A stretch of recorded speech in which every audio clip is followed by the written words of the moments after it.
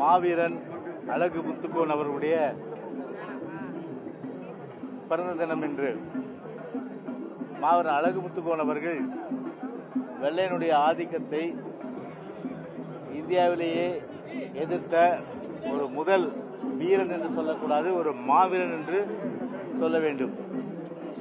வெள்ளையருடைய ஆதிக்கம் எந்த நிலையிலும் தமிழ்நாட்டிலே ஆதிக்கம் செலுத்தக்கூடாது என்ற வகையில் தன் உயிரே போனாலும் சரி, வாழ்நாளிலே அவரும் சரி, அவருடைய படை வீரர்களும் சரி, வெள்ளையனுடைய ஆதிக்கத்தை முழுமையாக எதிர்த்தவர்கள்.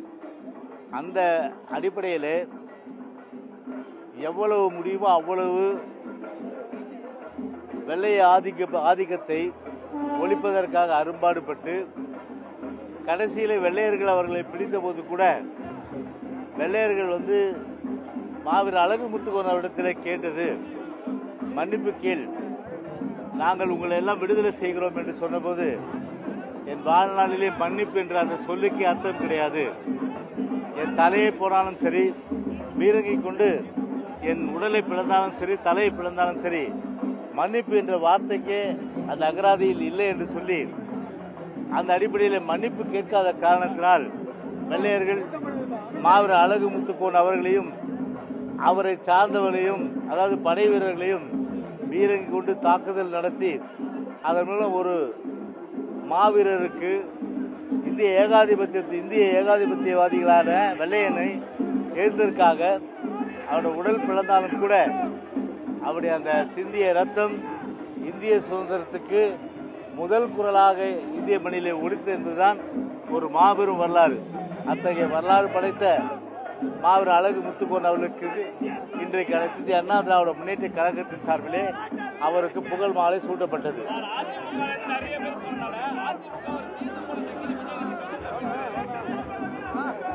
விஜய் பொறுத்தவரையில நேற்றைக்கு கரூர்ல பேசியிருக்காரு.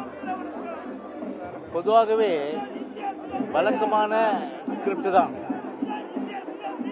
ஒரு புது மாதிரியான ஸ்கிரிப்ட் கிடையாது. ஒரு சிஎம்னா ஒரு டிப்ளமேட்டிக் இருக்கணும். ஆனால் அந்த ஒரு டிப்ளமேட்டிக் அந்த தன்மை இல்லாமல் ஒரு சினிமாவில் ஒரு ஷாட் எப்படி ரெடியாக எடுப்பாங்களோ அந்த மாதிரி எடுக்கிறதுக்கு தகுந்த மாதிரி ஸ்டார்ட் வசனத்தை ஒப்பிச்சிட்டாரு. நான் கேட்குறேன், இடைத்தேர்தலை மனதில் கொண்டு உங்களுடைய பயணம் அமைந்தது.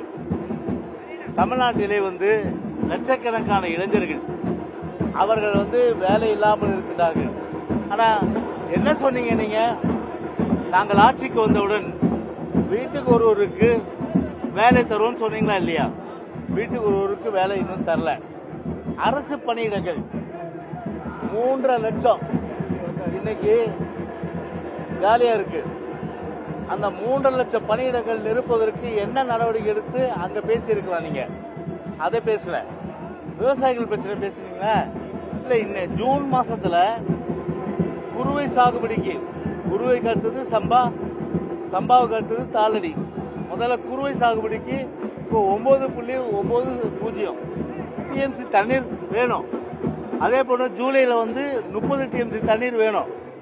அதை திறந்து விடுவதற்கு என்ன நடவடிக்கை ஒரு ஸ்ட்ராங்கா எடுத்த அந்த டெல்டா ரீஜனுக்கு நீங்க போயிருக்கீங்க. கரூரம் காவிரி பயிர் இடம், அதை பத்தி ஏதாவது பேசுறீங்களா?